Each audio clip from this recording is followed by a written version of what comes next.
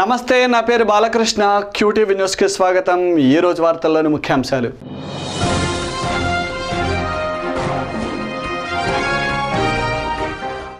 రెండు 2011 కౌలు చట్టం ప్రకారం కౌలు రైతులకు కార్డులను మంజూరు చేసి రుణ సదుపాయం కల్పించాలి. కలెక్టరేట్ ఎదుట కౌలు రైతుల ధర్నా.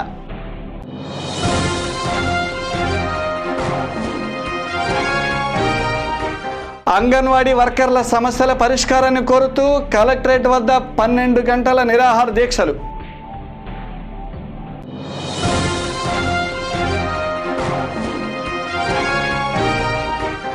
ప్రభుత్వ డిగ్రీ కళాశాలల్లో కనీస మౌలిక వసతులు కల్పించి అధ్యాపకుల ఖాళీలు భర్తీ చేయాలి. ఏబీవీపీ ఆధ్వర్యంలో కళాశాలల బంద్. కౌలు రైతులకు 2011 కౌలు చట్టం ప్రకారం గుర్తింపు కార్డులు అందజేసి రుణం మంజూరు చేయాలని కౌలు రైతు సంఘం జిల్లా కార్యదర్శి అజయ్ కుమార్ డిమాండ్ చేశారు. రాష్ట్ర వ్యాప్తంగా భూములను సాగు చేస్తున్న వారిలో 75% మంది కౌలు రైతులేనని, వీరికి ప్రభుత్వం వైపు నుండి ఎటువంటి సహాయం అందడం లేదని, ఇప్పటికైనా ప్రభుత్వం కౌలు రైతుల సంక్షేమానికి కృషి చేయాలని ఆయన కోరారు. స్థానిక కలెక్టరేట్ ఎదురు ఆంధ్రప్రదేశ్ కౌలు రైతుల సంఘం ఆధ్వర్యంలో కౌలు రైతులకు రుణమాఫీ చేసి నూతన రుణాలు మంజూరు చేయాలని కోరుతూ ధర్నా నిర్వహించారు. కౌలు రైతులకు కార్డులను ఇచ్చి వారందరికీ స్కేల్ ఆఫ్ ఫైనాన్స్ ద్వారా రుణాలు ఇవ్వాలని, తుఫాను వరదలకు నష్టపోయిన రైతులకు నష్టపరిహారంతో పాటు బీమా సౌకర్యం కల్పించాలని వారు డిమాండ్ చేశారు. ఈ సందర్భంగా మీడియాతో కౌలు రైతుల సంఘం జిల్లా కార్యదర్శి అజయ్ కుమార్ మాట్లాడారు.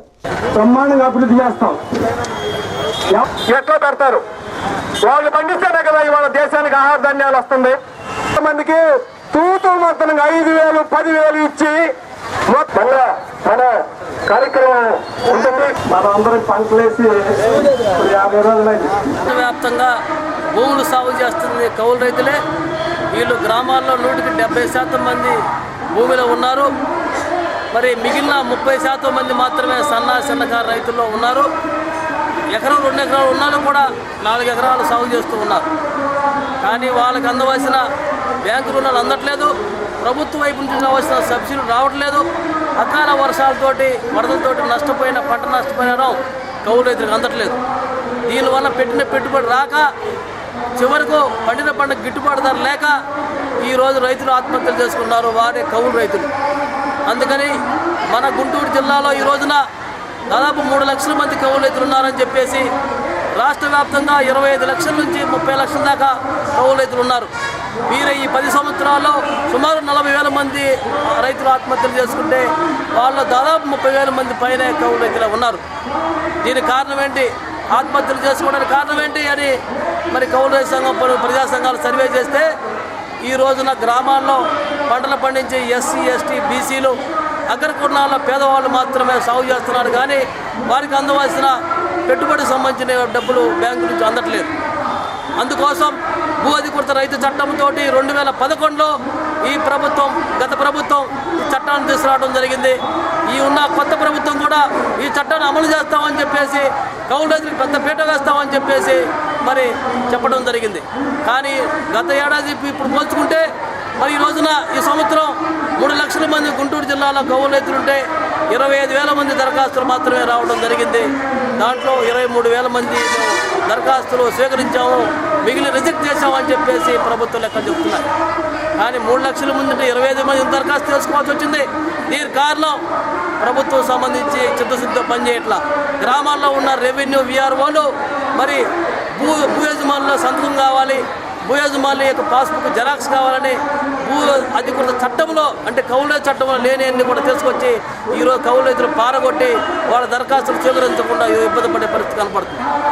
AP anganwadi workers and helpers union ఆధ్వర్యంలో స్థానిక కలెక్టరేట్ ఎదుట అంగన్వాడీ వర్కర్స్ ధర్నా నిర్వహించారు.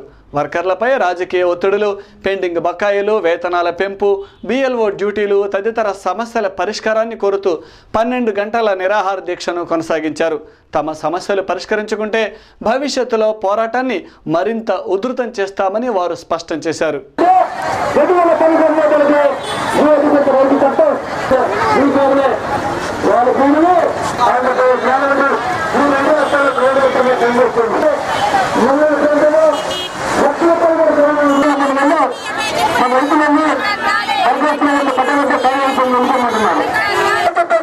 మనం కోరుకుంటున్నాం. కానీ తేడా చూసినట్లయితే రెండు జిల్లా యూనియన్ మీటింగ్లో భాగంగా ఈరోజు జిల్లాలోని 23 ప్రాజెక్టు నుంచి అంగన్వాడీ వర్కర్లు హెల్పర్లు వచ్చేసారు. ఏ జిల్లాలో లేని విధంగా గుంటూరు జిల్లాలో అంగన్వాడీలపై రాజకీయ వేధింపులు ఎక్కువగా ఉన్నాయి. ప్రజాప్రతినిధులు దృష్టి ఇవ్వడంతో అధికారులు అంగన్వాడీల్ని 3 మెమోలు ఇచ్చి తొలగించాలని ప్రయత్నం చేస్తున్నారు. రాజకీయ వేధింపుల్ని వెంటనే అరికట్టాలని యూనియన్గా మేము డిమాండ్ చేస్తున్నాం. అలాగే ఐటీపీ జోక్యం అంగన్వాడీల నుండి రద్దు చేయాలని, బాలబడులు రద్దు చేయాలని, బిఎల్ఓ డ్యూటీల నుండి అంగన్వాడీల్ని మినహాయించాలని, అలాగే పెండింగ్లో ఉన్న పెండింగ్లో ఉన్న బకాయిలు వెంటనే ఇవ్వాలని, అలాగే షరతులు లేకుండా ఇంటర్వ్యూలు సెంట్రార్జీలు ఇవ్వాలని మా డిమాండ్. ఈ రోజున మేము మరి 12 గంటల నిరాహార దీక్ష ఈ నిరాహార దీక్ష ఈ జిల్లాలో ఎక్కడా లేని ఏ జిల్లాలో లేని విధంగా మరి ఇప్పుడు అధికారంలోకి వచ్చిన మరి నాయకులు మరి అంగన్వాడీల మీద ఎందుకు ఎంత ఎర్ర చూపు చూపిస్తున్నారో మరి మాకు అర్థం కావట్లేదు. మరి వారు వచ్చిన విధానాన్ని బట్టి మరి ప్రజా ప్రతినిధులు అయ్యండి ప్రజలకు సేవ చేస్తాం మేము అని ఇంటింటికి తిరిగి వచ్చిన అధికారులు మరి ఇప్పుడు ఇంటింటికి సేవలు అందిస్తున్న అంగన్వాడీల మీద మరి జోక్యం కల్పించుకొని ఇప్పుడున్న అంగన్వాడీలను తొలగించి వారి కార్యకర్తలను మేము చేర్చుకోవాలి, మీరు తొలగండి అని చెప్పనే విధంగా మరి సిడిపిఓలకు కానీ పీడీలకు కానీ ఆర్టీడీలకు కానీ అందరికీ కూడా వాళ్ళు.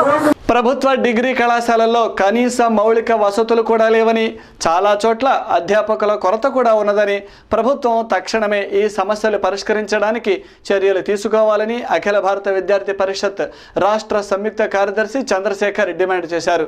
ఈ సమస్యల పరిష్కారాన్ని కోరుతూ నేడు రాష్ట్ర వ్యాప్తంగా అన్ని కళాశాలల బంద్కు ఏబీవీపీ పిలుపునిచ్చిందని ఆయన తెలిపారు. రద్దు చేయాలి జీవో నెంబర్ 35 వెంటనే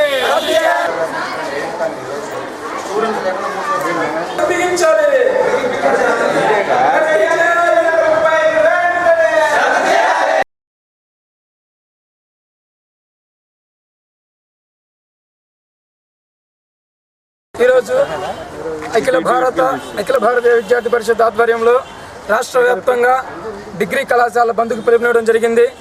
డిగ్రీ కళాశాలలో మౌలిక వసతులు కల్పించాలని, అదేవిధంగా ఖాళీగా ఉన్నటువంటి టీచింగ్ నాన్ టీచింగ్ పోస్టులు వెంటనే భర్తీ చేయాలని చెప్పేసి, అదేవిధంగా ఎయిడెడ్ కళాశాల విద్యను నిర్వీర్యం చేస్తున్నటువంటి జీవో నెంబర్ 35 వెంటనే రద్దు చేయాలని చెప్పేసి కోరుతూ ఇలా 10 రకాల డిమాండ్స్ తోటి వాళ్ళ అఖిల భారత విద్యార్థి పరిషత్ రాష్ట్ర వ్యాప్త డిగ్రీ కళాశాల బంద్కు పిలుపునివ్వడం జరిగింది.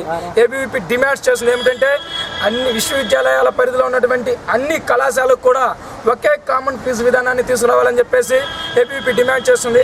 అదేవిధంగా విద్యార్థుల నుంచి దోపిడీ విధానాన్ని అవలంబిస్తున్నటువంటి సెల్ఫ్ ఫైనాన్స్ కోర్సులని రద్దు చేసేసి పేద విద్యార్థులకి విద్యను ఉచితంగా అందించాలని చెప్పేసి ఏబీవీపీ తరఫున డిమాండ్ చేస్తున్నాము.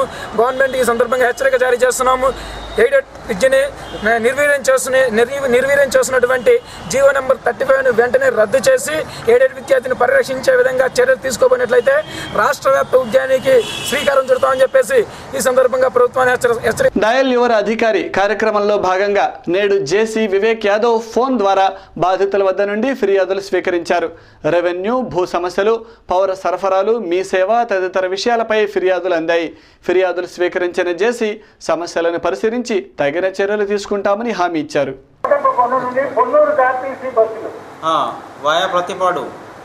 ప్రతిపాడుగా వేయించండి. ప్రయాణికులకు ఎంతో సౌకర్యంగా ఉంటుంది. ఆర్టీసీకి చాలా లాభంగా ఉంటుంది. ఇప్పుడు బస్ సర్వీస్ లేదా? లేదండి, ఇటు లేదు. కొట్టప్పకొండ టు పొన్నూరు వెళ్ళాలంటే ఎలా వెళ్ళాలి? పేట నుంచి వెళ్ళాలా, లేకపోతే ఇటు గుంటూరు నుంచి వెళ్ళాలా? వాయా ప్రతిపాడు లేదు? లేదండి. ఓకే, నేను చెప్తా ఆర్టీసీ. అయితే అది ఆనంద్ స్వామి ట్రస్ట్ వాళ్ళంతా పాత పుస్తకాలు ఇయ్యారు ప్రసాద్ ద్వారా పాత పుస్తకాలు పుట్టించుకొని అమ్ముకుంటూ చేస్తూ ఆ ట్రస్ట్ వాళ్ళంతా మా పక్కన ఉన్న స్థలాన్ని మమ్మల్ని కొలతలకి వెళ్ళలేదు. మేము ఎవిడెన్స్ అన్ని మీకు పెట్టి సంవత్సరం అయిందండి. నెల నుంచి పాత పుస్తకాలు ఇస్తామంటున్నారు. సబ్ డివిజన్ పెట్టి సబ్ డివిజన్ చేస్తామంటున్నారు, చేయట్లేదు. నా పేరు కన్నిగంటి పద్మావతి అండి. హలో, కన్నిగంటి పద్మావతి. పద్మావతి ఈఆర్ఓ ప్రసాదరావు గారు రిటైర్ అయిపోయారు. ఆయన అందరికీ ఆంధ్ర ట్రస్ట్ యాజమాన్య వాళ్ళందరికీ పాత పుస్తకాలు ఇచ్చి చేసి అదంతా గందరగోళం చేశాడు. పక్కన మా స్థలం ఉంటే మమ్మల్ని కోర్టుకి పెట్టాడు. సరే వాళ్ళు 3 ఏళ్ళు చూసి ఇంజక్షన్ ఆర్డర్ తీసేశారు. మాకే ఉంది అది, మాకే ఉంది సార్. మరి మేము కలెక్టర్ గారి ద్వారా మాకు న్యాయం జరగాలని, మా కొలతలకి రావాలని చెప్పేసి మేము కోరుకుంటున్నాము. మరి సబ్ డివిజన్ పెట్టి 5 నెలలు అయిందండి, పాత పుస్తకానికి పెట్టి 5 నెలలు, ఇంతవరకు డైలీ లేదండి మాకు. సర్వే నంబర్ మాకు మా మహేష్ బాబా అని అబ్బాయి కూడా ఎవిడెన్స్ ఇచ్చే కోర్టులో ఉందని ఒక్క మాట అంటారు. అది కోర్టు దగ్గర మేము కలెక్టర్ ఆఫీస్కి వచ్చి చూపిస్తే ఇది పెద్ద చెప్పుకోదగ్గర ఏం కాదని చెప్పేసి అన్నారు. మీలాంటి వాళ్ళు కొంచెం గట్టిగా చర్యలు తీసుకుని ప్రశ్న ఎంక్వైరీ వేసి సర్వే నంబర్ చెప్పండి. అలాగే మాకు కొలిసి ఇవ్వాలండి మీరు సార్. సర్వే నంబర్ ఏంటండి? సర్వే నంబర్ ఏంటిది? 99/C అంటే 99/A. అది ఎండోమెంట్ వాళ్ళు కూడా కలిపామండి. ఎండోమెంట్ వాళ్ళు కలిసిన వాళ్ళు స్టే తెచ్చుకున్నారు ఇచ్చి. అది వెంటనే మొత్తం దేవాదాయ శాఖలో కలుపుకుంటే మీకు 60 ఎకరాలు 100 ఎకరాలు వస్తుందండి దేవుడికి. దేవుడిదంతా అమ్మా ఇది అదే ప్రాంతం అయిపోతుంది. గమనించండి, ఇవన్నీ డీటెయిల్స్ మమ్మల్ని కోర్టు చుట్టూ తిప్పి మమ్మల్ని నానా ఇబ్బందులు పెట్టారు ట్రస్ట్ వాళ్ళు. మరి మాకు మేము ఎవరికి చెప్పుకోవాలండి? గుంటూరులో ఉండి మీ ద్వారా పని అయితే చూసి మాకు ఇన్స్టల్ చేసింది సార్. ఇవన్నీ డీటెయిల్స్ తీసుకొని ఒకసారి కలవండి, నన్ను కలవండి. గ్రామీణ తపాలా ఉద్యోగులను డిపార్ట్మెంట్ ఉద్యోగులుగా గుర్తించాలని కోరుతూ స్థానిక కొరిటిపాడు పోస్ట్ ఆఫీసు వద్ద తపాలా ఉద్యోగులు ధర్నా నిర్వహించారు. నామమాత్రపు వేతనాలతో అత్యంత దయనీయ పరిస్థితులలో జీవనాలు కొనసాగిస్తున్న తమకు ప్రభుత్వం ఉద్యోగ భద్రత కల్పించాలని వారు డిమాండ్ చేశారు. గ్రామీణ తపాలా ఉద్యోగులు డిపార్ట్మెంట్ ఉద్యోగులుగా గుర్తించాలి. గ్రామీణ తపాలా ఉద్యోగులు డిపార్ట్మెంట్ ఉద్యోగులుగా గ్రామీణ తపాలా ఉద్యోగులు డిపార్ట్మెంట్ ఉద్యోగులుగా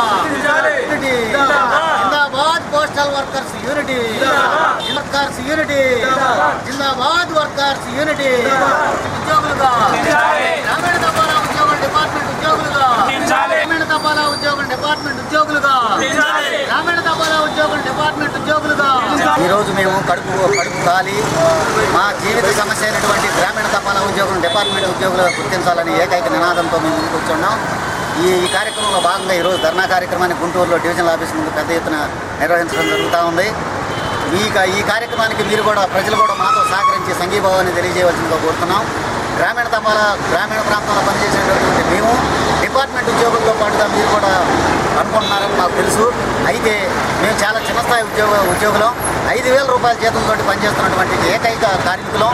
మాకు ఎటువంటి ఉద్యోగ భద్రత కూడా లేదు, ఎటువంటి మాకు పెన్షన్ లేదు, ఎటువంటి ఆరోగ్య సదుపాయం కూడా లేదు, ఎటువంటి మౌలిక సదుపాయాలు కూడా లేనటువంటి మేము చాలా దయనీయమైన పరిస్థితుల్లో ఈరోజు ధర్నా కార్యక్రమానికి పిలుపునివ్వడం జరిగింది. అధిష్టానం పిలుపు మేరకు ఈరోజు ధర్నా కార్యక్రమం చేపట్టున్నాం. ఈ కార్యక్రమానికి ప్రజలు కూడా మీరు కూడా మాతో సహకరించి, తోటి ఉద్యోగులు కూడా మాతో సహకరించి మాకు సంఘీభావం తెలియజేయవలసిందిగా మేము ఈ సభాముఖంగా మీకు తెలియజేస్తాం. QTV న్యూస్లో ఇప్పటిక చిన్న విరామం.